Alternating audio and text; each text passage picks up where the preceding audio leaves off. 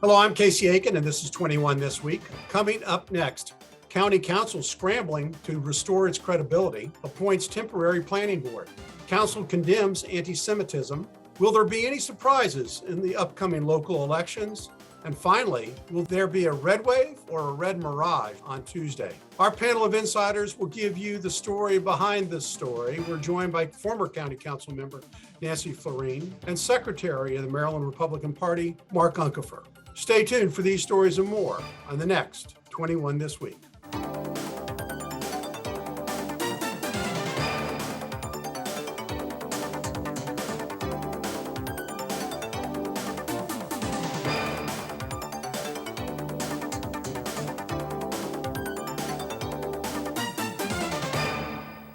The County Council this week moved quickly to appoint temporary members of the Planning Board after the chaos of the past 3 months that saw the council remove all 5 members of the existing board. And then later, they adopted a highly controversial and unpopular changes to the county master plan. Nancy, can the council restore its credibility? I think they've done a good job in cleaning up the planning board situation. They appointed a really experienced staff person to run the board until next June. Jeff Zients knows this world inside out, and very uncontroversially has done a great job on behalf of the council at the council offices. The other people that they've appointed have really pretty much have great records, know how to behave, have been on commissions and in public service, and I think they will do a good job in their interim position. So I think they did the best they could under the circumstances. So they deserve credit for finding people who were not really politically aligned in any big way, who are not going to create a lot of backlash or anything like that in the interim thing, period. It's a hard time right before an election. There's a rule at the council, nothing hard happens in October of an election year. And what a year month they've had, it's really been something. Well, that's exactly right. Mark, what's striking is, particularly about the decision on Thrive 2050 Montgomery, is there was so much dissatisfaction with the process involved with the Thrive 2050 plan, but the council adamantly refuses to admit there's a problem. And contrast this to Arlington County, which is also going through its own master plan revision. It stopped its master plan revision to address what was considered the missing middle housing element. And actually, Arlington County is a great example of the flaw in the assumptions of Thrive 2050, which is that concentrating more housing around transit will be cheaper. It's not, because there's a premium that people are willing to pay for the transportation accessibility. And Arlington's done a great job of building transit-oriented housing. That doesn't turn into housing that's affordable. And that's what people were asking for, and that was not provided by this plan. Well, it's not provided by any plan. I mean, correct. Think back to Paris Glendenning and the smart growth plan of 2000. I mean, it all sounds great, but we're still not producing enough affordable housing. And when you have a county council and a county executive that is determined to phase out fossil fuels and increase the cost, electricity costs 5 times natural gas. You know what's going to happen in 10 years? When those rent numbers start coming up, you talk about an affordability crisis. We've just magnified it tenfold. Well, we have not had an honest discussion, a forthright discussion about the choices that are being recommended or being imposed for climate change. And if you want to make changes like that, you ought to come forward and tell people about what it's going to cost and what the consequences are and what the trade-offs are. Well, you gentlemen are having a conversation that can go on for a very long time. And I will tell you that those conversations have been going on in Montgomery County for a very long time. Montgomery County invented smart growth. Paris borrowed it to apply it statewide. But that's a whole nother kettle of fish. Yeah, well, we'll get to that. But what I think is striking is that we hear about affordability, and the council is taking actions contrary to promoting affordability. Well, But we're going to leave it at that. I'm sorry, we're going to go on to our next topic, which is in response to increased incidents of antisemitism, the council passed a resolution to condemn and combat anti-Semitism. Nancy, the council say they took this action because 85% of the 130 hate crimes reported in Montgomery County last year were anti-Semitic in nature. Now, no one condones that type of behavior, but how serious is this problem? And is there something wrong with Montgomery County? I mean, there were only 8 hate crimes in all of Prince George's County and 130 here in Montgomery County. Well, I wouldn't blow this up into a major issue. As I read that between the lines, it's the advocacy of the Jewish Community Council that Ron Halber probably made a call to the council and said, look, our people are feeling anxious. Can you do something? And he probably wrote the resolution. So I don't think it was intended to be anything other than a statement of support in a political year for the Jewish community. I wouldn't, I think though, I wouldn't assume it's not intended to apply to everything, or is not intended to suggest that everything else isn't really important. And I think that, the problem is when you do that, that's what you're suggesting. You're only focusing on one community. Are you making it into something that is more than what people see is on the horizon? I really think it was an isolated situation based on a community request. Well, I think you're absolutely correct, Nancy.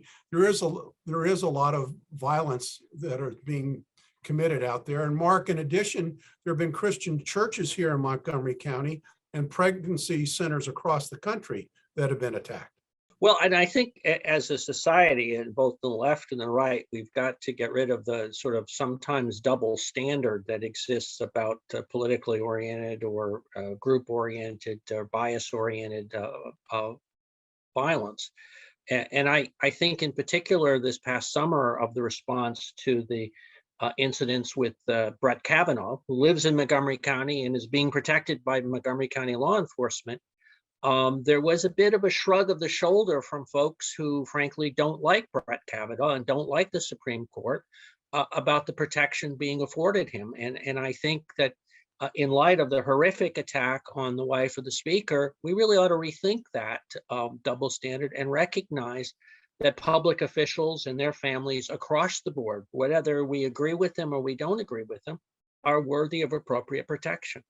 That's absolutely correct. Can't argue with that. Can't argue with that. So we're going to go on. We're going to go on to take a little break here because 4 days from now is election day. And are there going to be any surprises in local election? Stay tuned for more of 21 this week after this short break. And welcome back. There are big changes in our local governance. The number of council seats have expanded to 11 with the addition of 2 new districts. We can't cover all these races in the time allotted, so let's just sort of pick and choose. Mark, let's look at the executive race. 70% of Democrats in the primary voted for someone other than Mark Elrich. But is that going to transfer to votes for Reardon Sullivan? Well, I think one of the challenges that Sully has in that is that David Blair, with the exception, I would argue, of a land use policy, ran as a Democrat on just a host of issues. And so I'm not quite sure if there's as much of a sort of Venn overlap with his voters and the voters that would be voting for Sully. And that's a challenge for him, for Sully. Well, if I can weigh in, Sure. I was a canary in the coal mine 4 years ago in the county executive race. And I think when I my run for county executive against Mark 4 years ago in the general election proved that independents can't win in Montgomery County, and actually that people are not going to stray the party line by and large. So I think the question is who shows up to vote and what are independents going to do? That's really the only question that campaigns are looking at now, I think. And this is a problem for you folks on the Republican side, because there are more Democrats who vote. And Well, I mean, that's just the that math presents an problem. interesting challenge. And, you know, I mean, there's very little controversy in, you know, this election with respect to our state, the state of Maryland. I mean, you know, what is turnout going to be is going to be a big determinative factor here. Nancy, I wanted to go to you there. You know, this is an interesting year for the council, because in addition to the new seats that have been created, we also have a lot of vacancies this year. So which races are you finding the most interesting?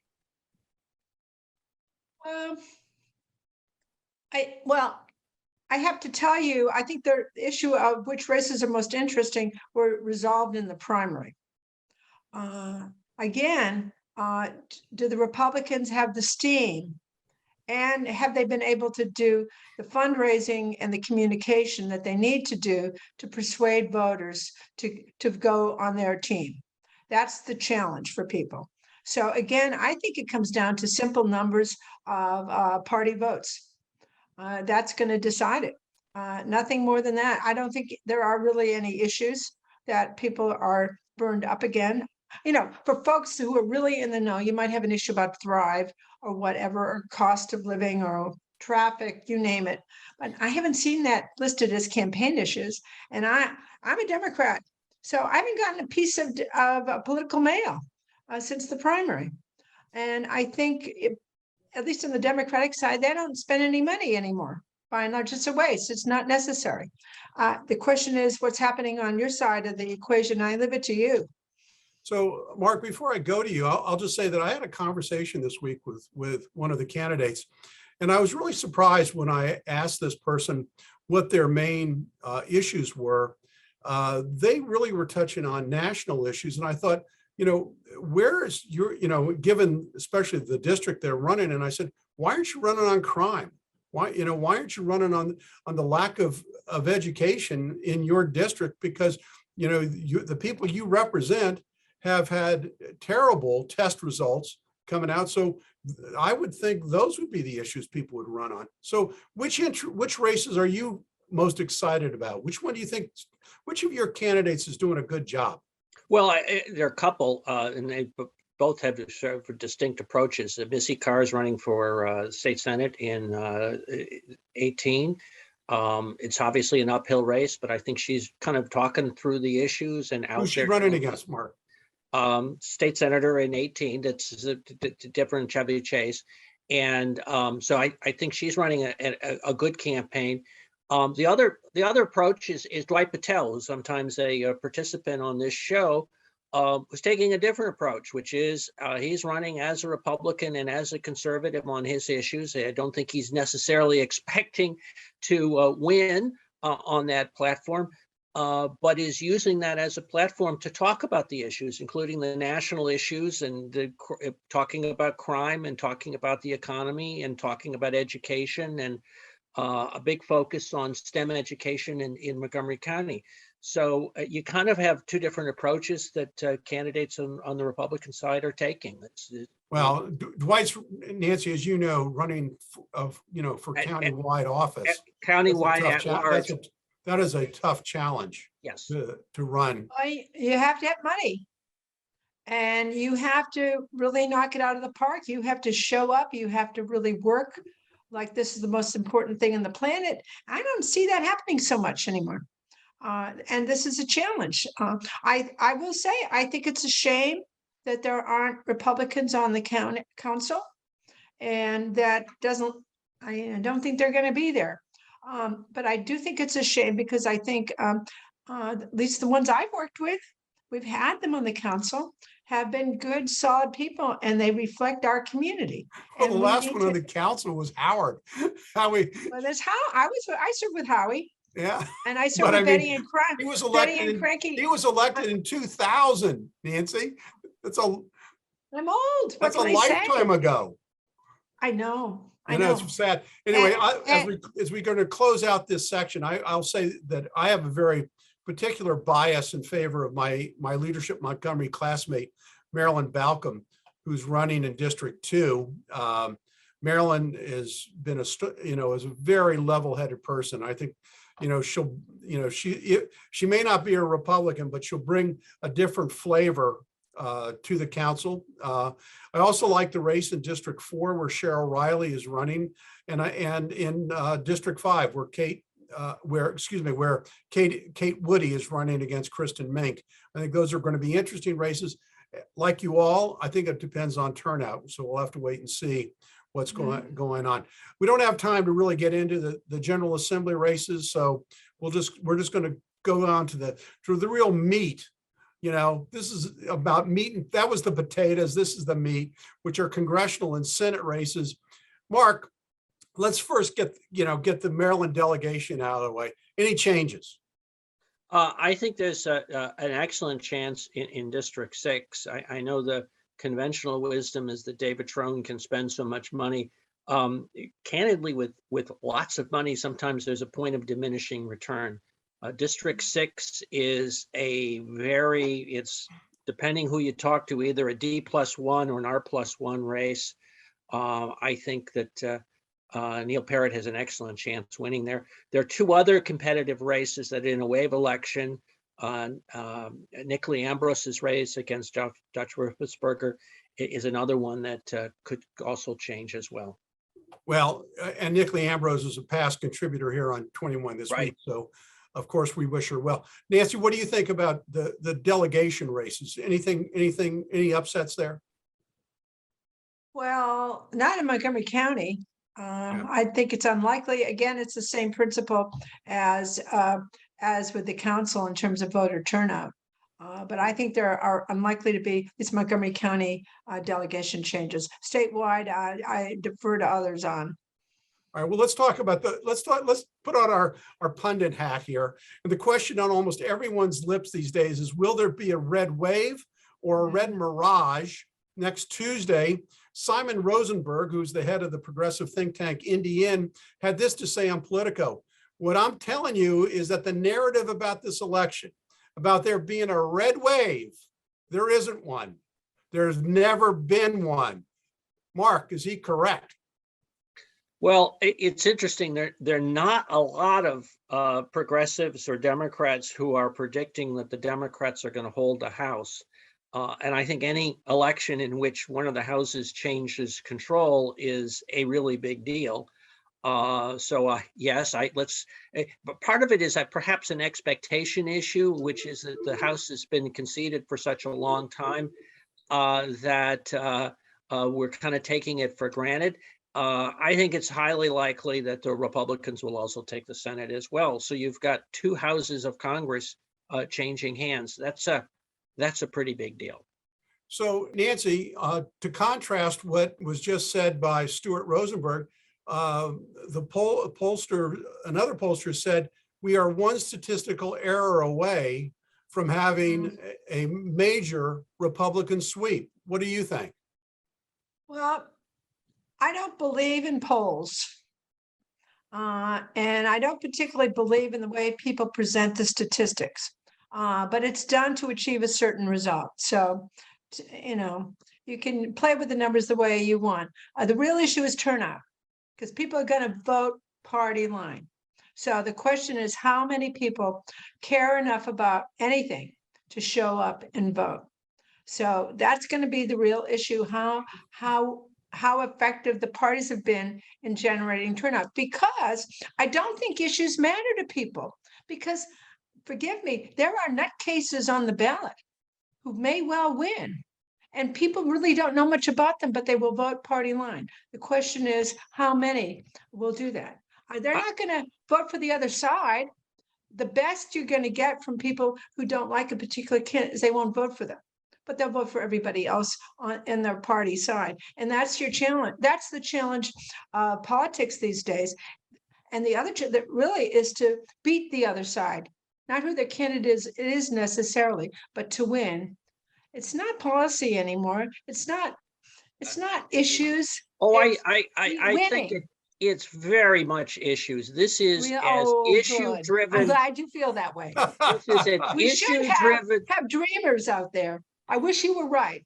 issue-driven election on the economy and crime. I mean, it is, and I think that's one of the reasons it's going to be so lopsided, is the response to the crime and economic and inflation issue has been denial. And it is, how shall I say, political malpractice, policy malpractice of the highest order, to tell voters that the issues that they care about, that they're concerned about, are somehow irrelevant. Well, I'm not saying they're irrelevant. I'm just saying the reality is most people, I have to tell you, I'm informed that most people don't know about the candidates. Most people haven't read this stuff. Most people, maybe some of this is seeped into their brain when they're driving around and they hear a political message, but by and large, people care about their party. I'm going to cut you off because we only have about 30 seconds left, which is, I'll tell you what's going to happen. If New Hampshire flips the Senate seat, it'll be because they're already rationing heating oil, and they're already experiencing $1,500 a month bills for heating oil. We have a 20-day supply of diesel fuel. People go to the gas station. People have to buy fuel. They're gonna vote their pocketbooks. They always have. They always will. And so, if there are any changes, that'll be the reason. Well, you're going to have an interesting show next week. Well, unfortunately, we're off next week. It's Veterans Day. Thank goodness for our veterans. But next week, we aren't going to be able to read the tea leaves. We'll have to wait an extra week for that. Well, then you'll have better numbers then. Yeah, stay tuned. Maybe the votes will be counted in 2 weeks. So stay tuned for Parting Shots.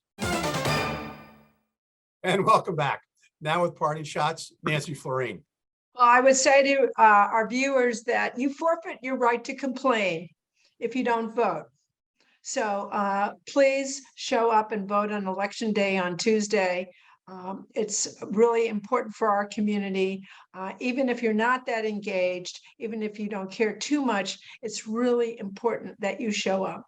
You can go to the League of Women Voters website and you will find information about the ballot issues, which are somewhat confusing to some people, but please be informed. Please read this stuff and please participate. This is how our community works. This is how democracy operates. And this is why we're a great community. So please do it. Mark Uncapher, your parting shot. Well, let me echo what Nancy just said, but follow up a little bit. One on, I guess it's a man bites dog, but I agree with Mark Elridge on the county charter recommendation or suggestion of having the county attorney picked by the council and the county executive. I think that you really ought to have one client, and that ought to be the administration. And so I think the county executive who we elect should be the one to choose that. And then secondly, pay attention to the school board elections. Do your homework, as Nancy suggested. These are issues of critical importance this year, and the quality of our schools really depends on the kind of candidates that we end up electing. Thank you both. I want to echo both your sentiments about voting. I'm going to again do a shout out for Mike Knapp, who is a contributor here, who's on the board at Montgomery College. They just opened up a new location on the eastern part of the county. I think it's terrific. And so we're going to be off next week, but in 2 weeks, you're going to get your detailed analysis of all the elections. So I want to thank everyone for tuning in each and every week. Montgomery County's hardest hitting political talk show. For 21 this week, I'm Casey Aiken.